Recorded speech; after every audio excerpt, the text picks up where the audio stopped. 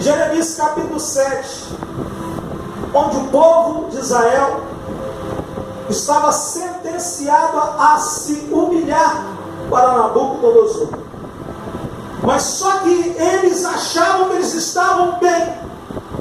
Eles achavam que eles estavam numa posição privilegiada, porque eram judeus, eram filhos de Deus, descendência de Abraão. Eles achavam que a estrutura do templo era sagrada e poderia defendê-lo. Eles de Nabucodonosor. Então, olhando essas coisas, o povo de Judá, eles estavam colocando a sua confiança no templo, na oração dos profetas, dos falsos profetas, nos sacrifícios e até nos sacrifícios dos seus próprios filhos humanos. Eles achavam que, por eles estarem no templo, por eles receberem a oração dos profetas, por eles oferecerem sacrifício, e até mesmo oferecer sacrifício dos seus filhos a Baal, eles achavam que eles estavam livres da punição divina. Com isso, irmãos, eu começo a analisar que nós vivemos um período em que as pessoas não estão mais temendo ao que Deus representa a vida dele. Hoje não existe mais um temor, não existe mais um respeito a Deus, não existe mais uma preocupação de nós procurarmos fazer o melhor, como o diácono Noel falou para Deus, apresentar a melhor oferta. E o povo de Israel se acharam aparentemente igual. Existe, irmãos, muitas pessoas que pensam que porque ele vai na igreja, ele faz uma campanha, ele recebe a oração dos profetas da igreja, o pastor, os obreiros, ele acha que a sentença sobre o seu lombo, as coisas erradas que ele pratica, ele acha que Deus não vai cobrar, ele acha que Deus não vai ver, ele acha que os olhos do Senhor estão encobertos. E nós temos amados que eles achavam que tinham garantia, mas o templo não protegeria ninguém. Não é a estrutura, eles não entendiam que não é uma estrutura que defende, que te protege, mas é a presença de Deus na nossa vida. O que nos protege é a presença de Deus na nossa vida. Se você tem certeza que você tem a presença de Deus na sua vida, não deixa ela embora. Não deixa a presença de Deus ir embora. Não deixa a alegria de servir a Deus ir embora. Não deixa a alegria de ser simples, ser servo, ser humilde, ser dedicado, ser preocupado com as coisas de Deus ir embora. Porque quando essas coisas vão embora, irmãos, quando a preocupação pela minha chamada vai embora, quando a preocupação com o que Deus representa para mim vai embora, quando eu começo a não discernir mais o que é correto e o que é errado diante de Deus, aí as coisas começam a ruir em nossas vidas, ou seja, começa a cair, começamos a afundar. E o povo de Israel estavam pensando que eles estavam assim. Eles achavam que o objeto sagrado do templo, não estou no templo. Eles chegaram, como vocês leram nessa noite, eles chegaram, e Jeremias falava: olha, se rendam, se entregue ao exército de Nabucodonosor, porque o negócio vai ficar feio para o lado de vocês. Eles chegavam para Jeremias e falavam: templo do Senhor, que gemeu, templo do Senhor, templo do Senhor, templo do Senhor é este aqui, ó. Este aqui é o templo do Senhor, está vendo, Jeremias? Esse é o templo do Senhor. Jeremias começou a falar para eles: o que adianta você estar dentro do templo e estar pecando? O que adianta você estar dentro do templo e não estar sincero? O que adianta você estar dentro do templo e não ter temor? O que adianta você estar dentro do templo e não amar o seu irmão? O que adianta você estar dentro do templo e ficar aí fazendo fofoca da vida do seu irmão? O que adianta você estar dentro do templo e estar orando para que o irmão morra, para que a irmã morra? O que adianta você estar dentro do templo para você acreditar que a derrota do irmão é a sua alegria? Eu quero te dizer nesta noite, irmão, que a derrota de ninguém é a alegria de ninguém. A derrota do diabo é a alegria da igreja. A queda do irmão não é alegria para você, nem alegria para mim. Mas a tristeza para você tem que ser tristeza para você e para mim, porque alguém que perdeu o sentido de servir ao Senhor.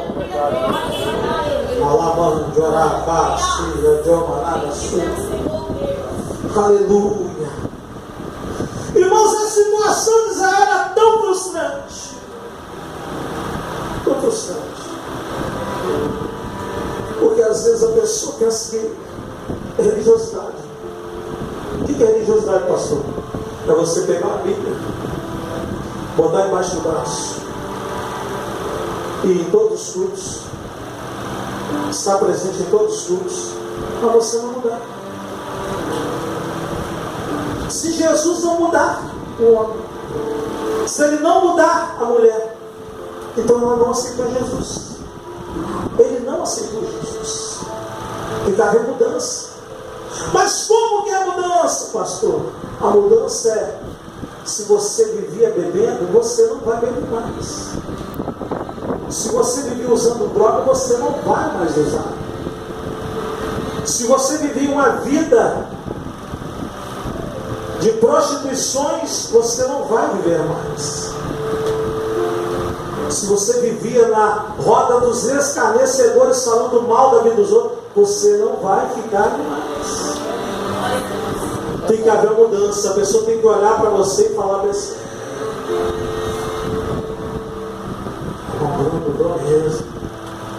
você está na igreja? Por quê? Você está com jeito de crente, você está com jeito de crente, você está calmo, você está tranquilo, você está diferente. As pessoas observam. Elas observam a mudança na vida da gente. Você não precisa de falar nada.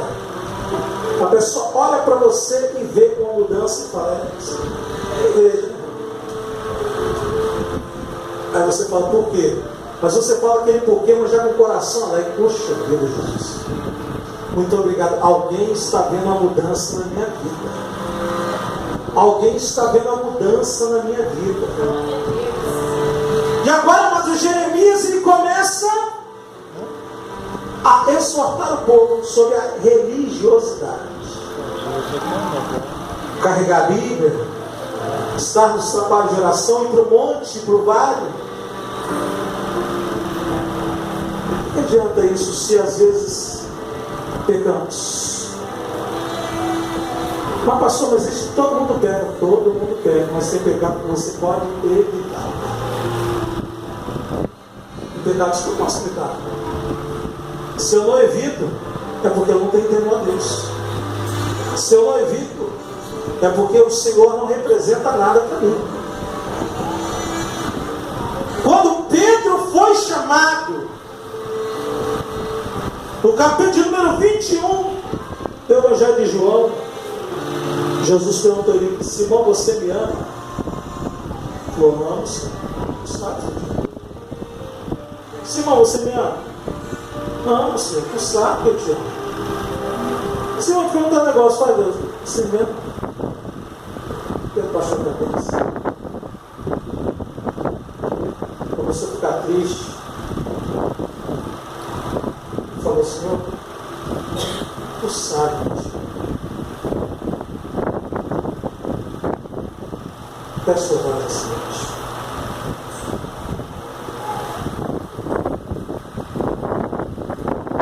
Se coloca agora diante de Jesus nessa noite.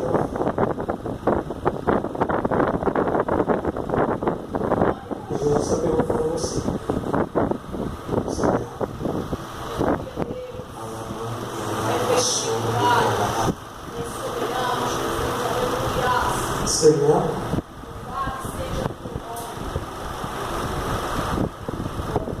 O Senhor está perguntando a si mesmo.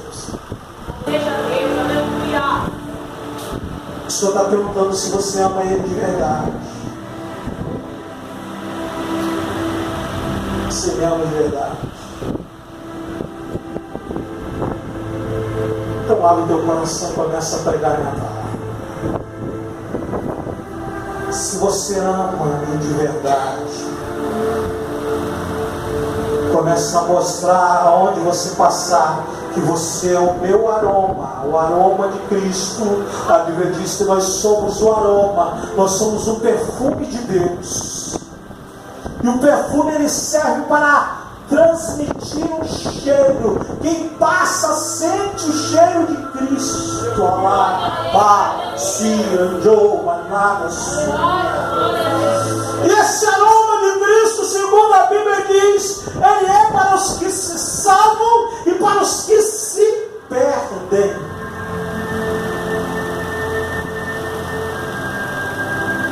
Às vezes você prega com uma pessoa, pode acontecer.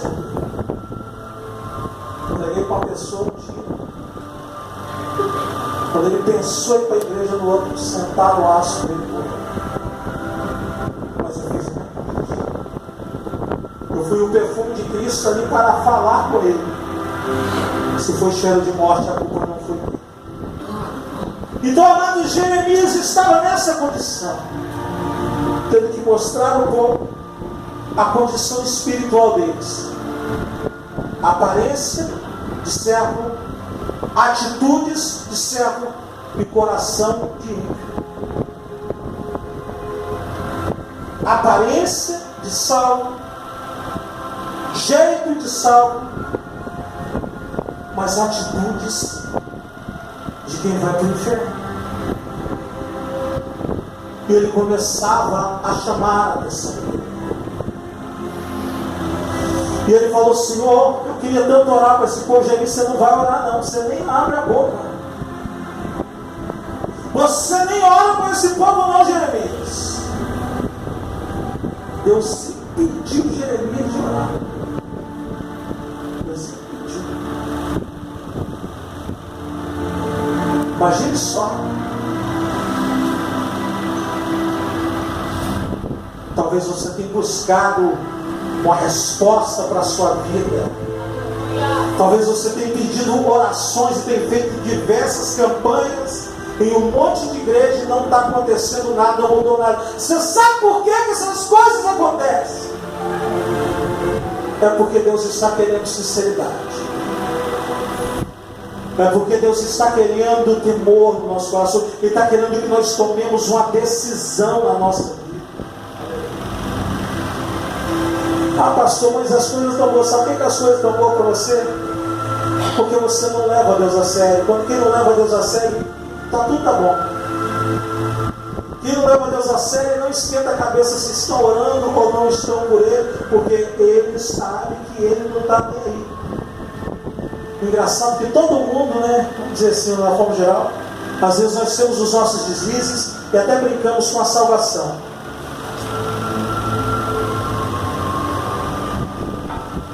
Mas quando você está dentro do carro e o carro fica desgovernado e você está para morrer, a primeira coisa que você fala: Jesus, tem misericórdia de mim. Lembra na hora e fala: meu Deus, o que é isso? Cuidado, talvez não dê tempo nem de pedir. Hoje de manhã eu estava saindo de serviço, recebi a notícia de um rapaz lá que era soldado aqui do batalhão,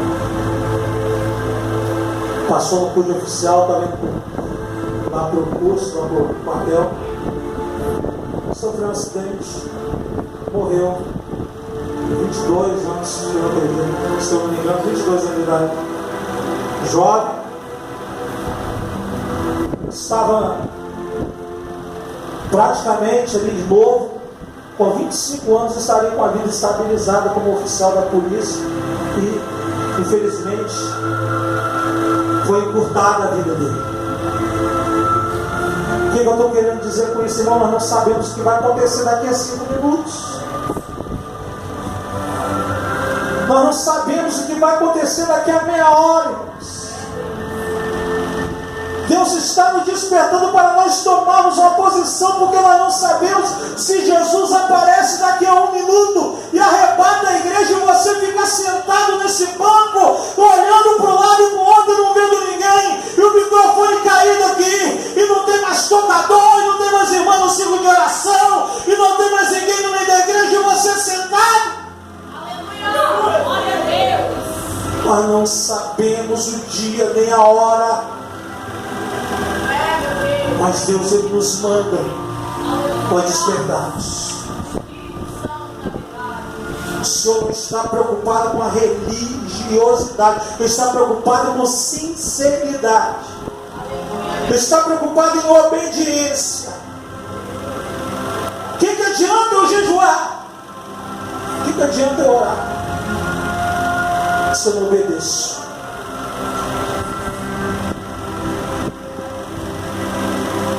Quem é pai sabe. A gente pode amar os filhos, mas quando é desobediente, a gente ama menos.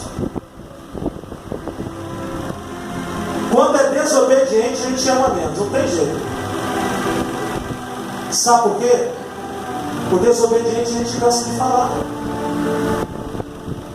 O desobediente a gente fala, entra no ouvido, sabe? Você vê se quebrar, você vê se dá mal. Mas o que adianta falar mais? É igual a situação de Jeremias com o povo de Israel. Se rendam a Babilônia. Não, nós estamos no templo do Senhor. Nós estamos aqui na casa de Deus, lugar santo. Nós vamos oferecer sacrifício agora. O que adiantava oferecer sacrifício com a vida desconcertada? O que adiantava, diácono? O que adiantava? Deus hoje nos chama a responsabilidade.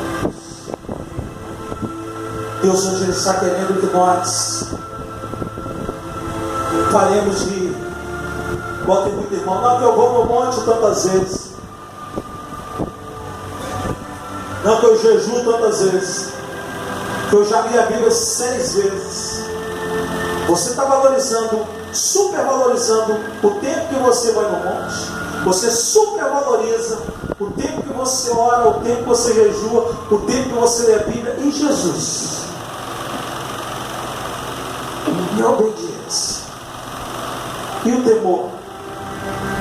E a preocupação em morar no céu. E que as pessoas que olhem para nós vão morar no céu por causa da nossa vida, da nossa atitude, da nossa palavra. Você sabia que quando você está dentro da igreja, a pessoa olha você para botar o pé aqui dentro? Você sabia? Pastor, não tem nada a ver. Não, não é você. Se você vacilar ali fora, não é coisa que vai. Eu lembro quando eu fui aceitar Jesus, o diabo quase entrou no meu coração desse jeito. Eu fui decidido a aceitar Jesus. Quando eu entrei na igreja para aceitar Jesus, aí tinha uma jovenzinha no meio da mocidade. Aquela jovenzinha botava uma saia que parecia um short. Vivia seduzindo o pessoal ímpio no meio da rua. O pessoal mexia com ela. Parecia que o diabo enchia ela de graça. Quando eu fui aceitar Jesus, a mocidade ficava direita e assim. Quando eu olhei assim para aquela menina, o diabo falou no meio do grupo de jovens, eu olhei. Aí o diabo falou comigo para assim: você não aceitava não, ele está ali, está meio tribulado, ele fica dando bola para todo mundo no meio da rua. Eu peguei e fui decidido, tem que aceitar Jesus. Se eu ficar botando pretexto para não acertar minha vida, eu vou para o inferno, não vai demorar muito. Então o que acontece? Eu fui decidido. Mas veja bem, há pessoas que não tomam decisões por causa de algumas pessoas que estão no meio. E nós somos culpados disso. Por isso que existe algo que nós devemos entender. supervalorizar a presença de Deus na nossa vida. A Bíblia, lá no livro de Êxodo, fala de um momento em que Moisés estava conduzindo o povo.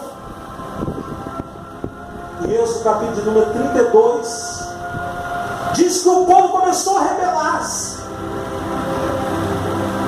Moisés subiu para o monte, eles fizeram um bezerro de ouro. Eles achavam que Moisés não ia vir. Quando Moisés desceu, viu aquilo, causou uma tristeza tremenda. Deus escreveu novamente os mandamentos a Moisés. E depois Moisés desceu. O Senhor pegou e falou para ele: Moisés, eu não vou com você. Eu não vou mais para esse povo. Eu vou enviar um anjo. O anjo vai entrar com vocês na terra prometida. Moisés falou para o Senhor: se eu tenho achado graça aos teus olhos, que o Senhor vá comigo. Eu não quero que o Senhor envie um anjo, mas se a sua presença for comigo, eu vou sair desse.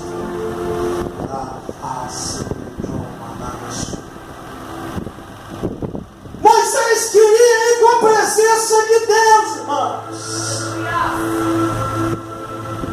Moisés não queria saber que fosse um anjo, ele queria Deus, ele queria a presença de Deus.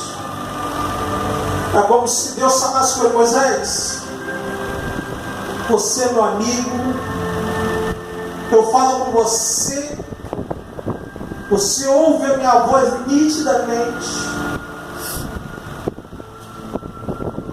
Eu sei que eu mostrei para você qual era Deus diante do mar vermelho.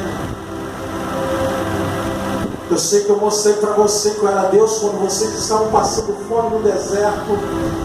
E eu fiz descer pão do céu para vocês. Eu sei que quando eu te chamei, você estava rejeitado no deserto.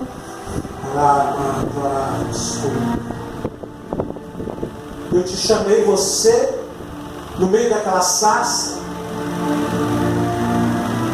Mas agora não dá mais não, Moisés. Eu não vou não, Moisés. Longe. Diz a Bíblia que Moisés ficou triste. E ele falou: Senhor, eu não vou tirar meu pé daqui se o Senhor não for comigo. Como, Senhor, que eu vou passar e vou chegar naquela terra? Se as pessoas que olham de dia vê essa nuvem que cobre o seu povo para caminhar no deserto. Como, Senhor, eu vou caminhar, sendo que à noite o Senhor é essa coluna de fogo que nos aquece no frio do deserto. Moisés, ele fazia questão da presença de Deus.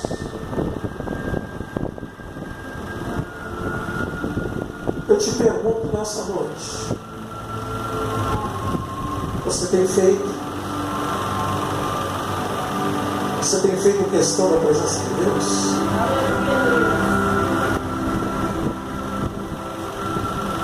Ou para você ir à igreja está se tornando rotina? É a mesmice, é a mesma coisa. Eu vou lá porque o pastor Marco vai cantar os corinhos, o pessoal vai pular, eu vou ficar olhando. Eu vou lá porque a irmã Dilene vai louvar o hino lá, o pessoal dá glória, eu também dou glória no meio também. Se você pensa assim, amado, você precisa de uma mudança. Se você pensa que na igreja é a mesma coisa, que os cultos são a mesma coisa, que Deus trabalha do mesmo jeito, você está enganado. Deus, ele quer trabalhar de forma diferente. Deus, ele quer trabalhar de forma diferente. Ele está querendo mostrar para nós que não é a nossa essa força que faz Deus mover nas mãos. Ele não quer mostrar para ele, quer mostrar para nós que não é a nossa preocupação com as nossas coisas que faz mover a mão de Deus, mas o que faz mover a mão de Deus é a nossa obediência. É a nossa obediência, a nossa dedicação, a nossa preocupação. Cada um de nós diante de Deus é como se nós estivéssemos numa fila e Ele entregasse uma pedra preciosa na mão de cada um. Uns, quando chega em casa, toda vez que ele chega, ele olha para aquela pedra preciosa e fala: minha pedra está aqui, o Senhor me deu.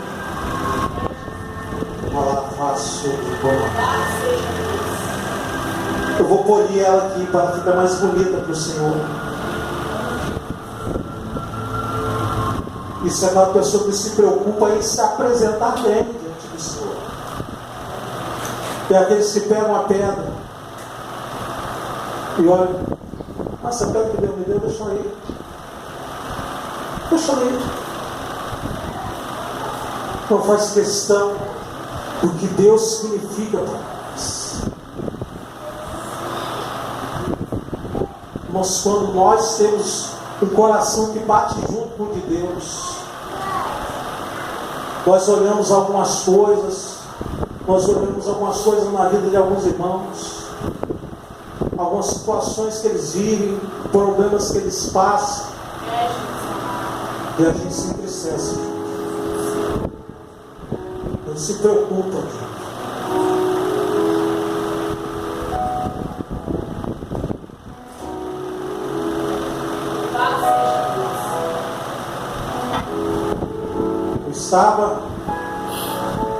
Fiz um comentário bíblico no grupo do WhatsApp, que o rapaz pegou ele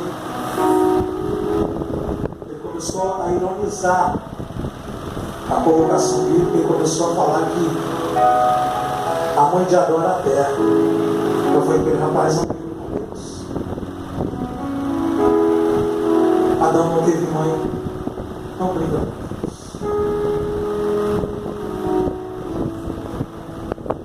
Hoje, quando ele estava indo lá na Bahia, estava indo para a escola dominical de moto, tomou uma pancada. Aí um pessoal, os amigos do grupo tiraram uma foto dele, postaram ele com a cabeça toda pocada. Quando eu vi aquilo, eu peguei e falei bem assim: irmãos, só do grupo assim, vamos orar por ele. Vamos orar para Deus trabalhar, para Deus restaurar a vida dele, o estado dele melhor. Não pense igual alguns irmãos que, quando alguém bate de frente com você e Deus cobra, perde o emprego ou perde a família, e você fala: é Deus que está cobrando. Irmãos, eu não gosto disso. Isso não é postura de quem ama Jesus. Isso não é postura de quem conhece a Deus e alguém na miséria e falar: é Deus que está cobrando. Que Deus é esse? Deus, quando Ele tem que cobrar, Ele cobra. Mas não é porque o irmão tem problema com você, não. É porque o irmão está devendo a Deus. Quando a cobrança vem, é porque a cobrança vem de cima. Quem somos nós para se achar os melhores diante de Deus? O povo de Israel se achava melhor que a aparência. Agora eu te pergunto nessa noite: em que você confia? Você confia na oração de alguém? Você confia na estrutura da sua igreja? Ou no nome da sua igreja? Existem pessoas por aí que eles confiam muito no nome da igreja dele. Parece que é o nome da igreja dele que vai para o céu. Tem pessoas aí que confiam muito no pastor dele. O pastor dele é o melhor pastor do mundo. Não existe outro pastor melhor. A confiança tem que estar no Senhor, Deus. Deus, essa noite Ele nos chama a nós assumirmos um compromisso sério com Deus a partir de hoje. É compromisso sério que Deus fala nessa noite. Deus chama a igreja nessa noite para um concerto com Deus. Mas pastor, o que é um concerto com Deus? Um concerto com Deus, irmãos, é nós entrarmos no propósito de servir a Deus com sinceridade e não ficar vacilando com Deus. É procurar tomar uma atitude diante de Deus. Não ficar se garantindo em ninguém, mas garantindo a nossa vida no Senhor. Talvez você entrou por essas portas pensando, não, eu vou ouvir o irmão vai revelar. Calma, a revelação pode descer dessa noite. Mas só que a primeira revelação tem que ser da palavra. E a revelação da palavra hoje chama. Religiosidade não vai te aproximar de Deus. Dedicação humana não vai te aproximar de Deus. O que vai te aproximar de Deus é você obedecer e entender o Senhor. É nós sabemos que o que nós fazemos isso é errado. O que eu faço, eu vou fazer, você pegar. Por diversas vezes aqui nessa jornada nossa, aqui embaixo, eu já pensei em ir embora daqui. Pensei em ir embora daqui. Mas sabe por que eu não fui embora ainda daqui? Porque eu sei que tem irmão aqui que não que a fé dele está pegada a mim. Mas eu tenho certeza que se Deus não passou para cá, você não vai ver. Você não vai conseguir. E eu vou ficar muito triste se eu sair e ver você desviar. Então o que ainda me segura aqui nessa igreja são as pessoas que eu me preocupo com a sua salvação. E se eu não me preocupasse, outros pastores já tinham tirado muito tempo. Então assim, como eu consigo